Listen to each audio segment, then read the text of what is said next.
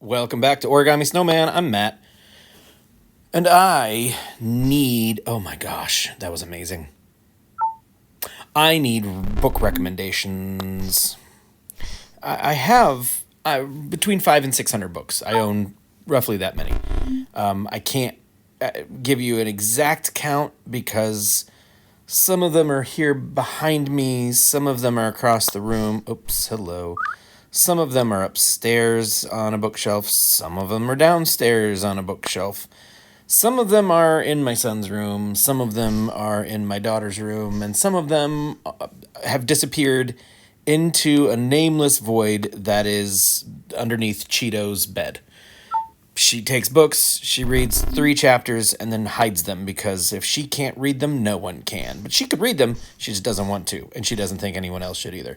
She's like one of those moms who shows up to a school board meeting and is furious that there's a book about a person's life that tells things exactly how they happened, and she doesn't like it. So, it's fine. We didn't raise her right.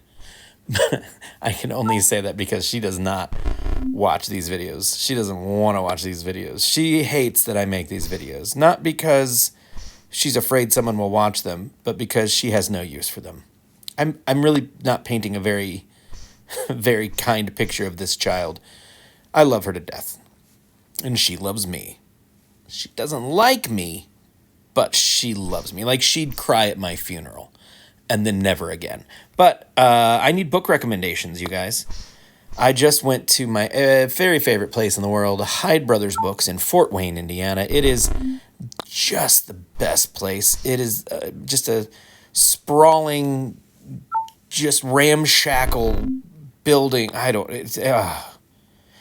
It's cozy and at the same time vast. Does that make sense?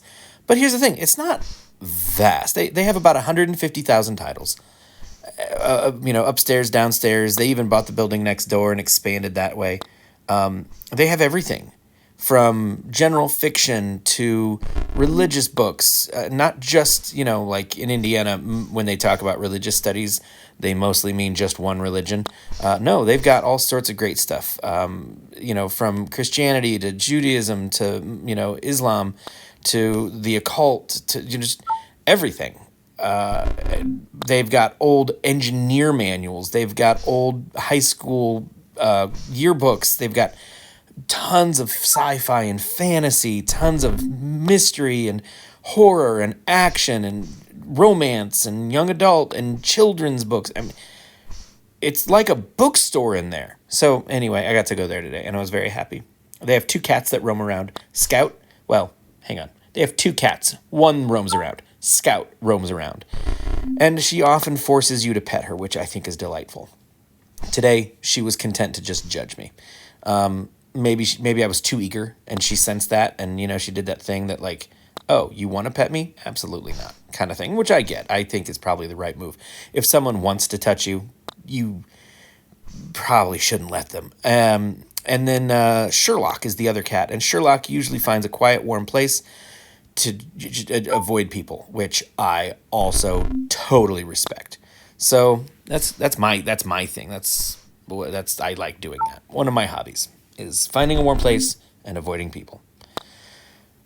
Anyway, I did buy a big old stack of books. I did pretty well. I think I got 7 books maybe and spent about $37. I had a gift card and I had some like Visa cards that I won at a Christmas party, so I finally got to use all that. And I'm very excited. I picked up some fantasy books and some Charles Dickens. If you never read Charles Dickens, he's terrific. Read A Christmas Carol. It's a story but it's a narrative you might not know. You've probably only heard the story delivered through movies or through retellings. But Charles Dickens' narrative is so funny. He's very, very dry, very, tongue-in-cheek. He's funny. It's not what you expect. So I really do enjoy some older books when they're well-written. They're all well-written, but, like, if you ever read Treasure Island, it's a very old book. It's a children's book. It is terrific, but it's written in a very old vernacular, like older English than you think. It's not like King James, but it is a bit of a twist. So it takes you a little while to kind of get the hang of it. It's like listening to someone with a very deep and unique accent, and you're like, this is gonna take me a little while to figure out what they're saying. That's kind of how Treasure Island is, and it's terrific, you guys. It's totally worth the effort. That book is so good. Pretty horrifying when you consider it's a children's book, but Dickens isn't so much like that. He's a little more casual. Like the vernacular is a little more, you know, even keeled. He wasn't like trying to sound fancy. At least that's how I remember it. Anyway, it's been a while since I've read any Dickens. So I got some Dickens and some older fantasy stuff, which I kind of enjoy sometimes. Sometimes I find myself in the mood for a nice, sword and sorcerer swashbuckling. Oh no, we have to send the knight to fight the dragon, or he'll eat the princess, or some, like just the traditional. Sometimes I'm in the mood for that, so I like to have some of that on hand. And then I bought the third book in a series called Monster Hunter International, which is ridiculous and fun. Check it out. Lori Correa, I don't know how you. It's Monster Hunter International, and it's B movie monsters and action movie guns. Like it's just guns and monsters with a decent attempt at character development, and I loved it. I thought the first book was so fun. I've not read the second book, but today I bought the third book. So I got a hole to fill there. Gotta track down that second book, but it'll happen. I've got plenty of other stuff on my TBR list before I get to book 3 of Monster Hunter International. And then I bought a trilogy that was recommended by my friend Nathan, who also recommended Monster Hunter International, so I have reason to trust him. It's called, I think, The Night Angel by Brent Weeks. I can't remember. I have a list on my phone that I pull out every now and then and I look at. And so as I was perusing the shelves, I saw this book and I was like, oh yeah, Brett Weeks, Mr. Weeks. I've heard that name. And moved on, and then thought, I should check my list. Pull out my phone and check. Pulled out my phone, and there it was on my list. And I was like, oh yeah, I saw that on the shelf. And then turned around and grabbed it. So pretty convenient, pretty nice. It was a good bookstore day. So I'm in a good mood. And I've only had 1 cup of coffee and some water. So I feel healthy. I am a little disappointed in myself at the moment, let's be honest. So I historically, when I was a child, I was very small. Very, very small. Slight, some would say. I was the shortest kid in my class forever and ever and ever. I was well into middle school before I ever broke that 100-pound barrier. I was just itty bitty. In fact, that's what my elementary school gym teacher used to call me. He called me itty bitty. I wasn't good enough at sports for him to learn my name, but he liked my energy, so he gave me a name, and that name was itty bitty. So, right around junior high, 8th grade, my mom was like, you need an extracurricular activity. So she made me wrestle. Terrible plan for a nerd. But in 8th grade, I wrestled at 114 pounds. And it was muscle. I was building up some muscle. I was getting tough, right? Well, then I broke my wrist, couldn't wrestle anymore. And my body was like, but we need all this protein for the muscle, so keep eating, buddy. Boy, oh boy, did I keep eating. By the time I was in the 9th grade, I weighed 180 pounds. A little bit of a growth spurt. And I didn't realize I was chonky. Because, when you're small forever, you just you just think you're small. And I kind of ignored the numbers. I'm good at ignoring numbers. You should see my test scores in high school for math and stuff. But eventually got food poisoning, which was awesome, and dropped a bunch of weight real quick, and then kind of hovered right around 150, 160 for the rest of till I was married. Anyway, long story short, I'm big now. That 160 is so long ago. It's so out of reach. But I did get very, very sick during the whole COVID debacle back in the day. Lost 30 pounds in 3 weeks, and I can't in good consciousness or conscious, whatever. I don't get COVID just to lose weight, guys. It worked great for me, but you know what else works great? I've heard diet and exercise. So maybe try those first. But I did lose a bunch of weight, and that I kind of saw that as like a gift, and I didn't want to let it. I didn't want to take it for granted, so I put it to good use, and I kept losing weight and got down to a very respectable weight that I was very proud of, and thought I'm going to celebrate with about a year and a half of trash eating, and now I'm pretty much back where I started. So I'm very disappointed in myself, and I want to get back to the habits. Not necessarily I got to get back down to that weight, but I want to get back to the habits that actually made me feel better. It wasn't just about losing weight, but it was about actually feeling better. And I could do crazy things. Like, you guys have no idea. I could get on the floor and then get back up off the floor without groaning or hurting myself. I know, I'm bragging, but it's crazy. I could tie my shoes standing upright.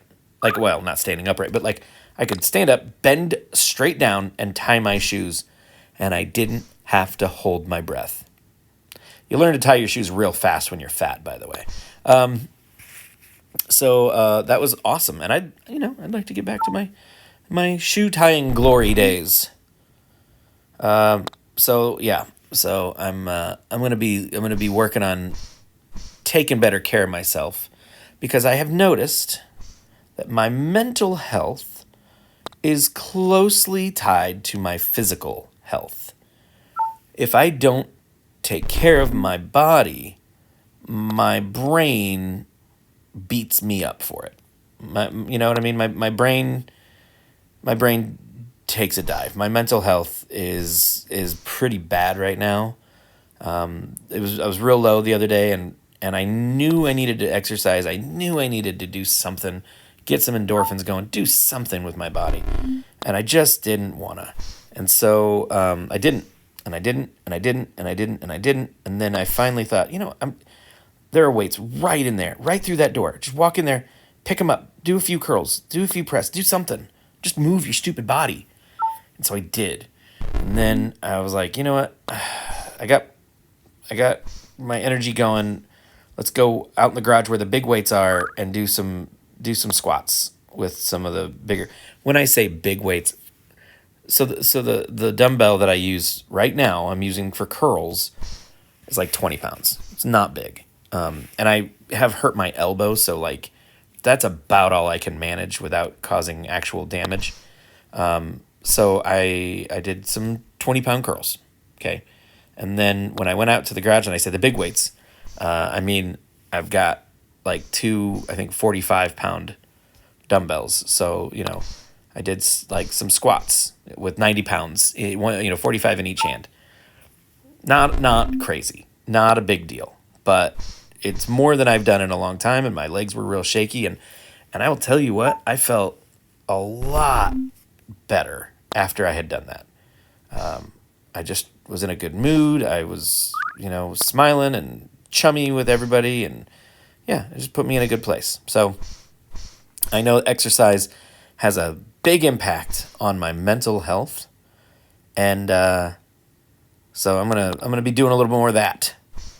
But in the meantime, I would love to hear book recommendations. Now, I've talked a lot about books. You guys know what kind of books I like. I love Mistborn. I love like Lord of the Rings. I like Ender's Game. I like Kurt Vonnegut. I like to read for fun. Right now, I'm reading Steinbeck. He's actually fun. That's fun.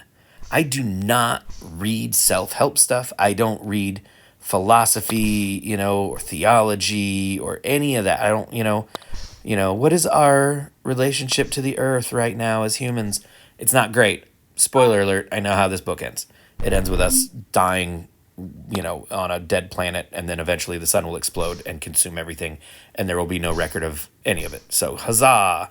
But in the meantime, I just read for entertainment. So, if you have entertaining book recommendations, that'd be terrific. I would love to hear them. My wife has been getting really into historical fiction, which is great. I love that she's reading. She has not typically been a big fan of books because, when she was in school, they would recommend, or they would assign books. And it was always like books that she just didn't like 1980, or not, no, not 1984. Gosh, she would have hated that. Animal Farm. George Orwell, who wrote 1984, also wrote Animal Farm, but she hated it.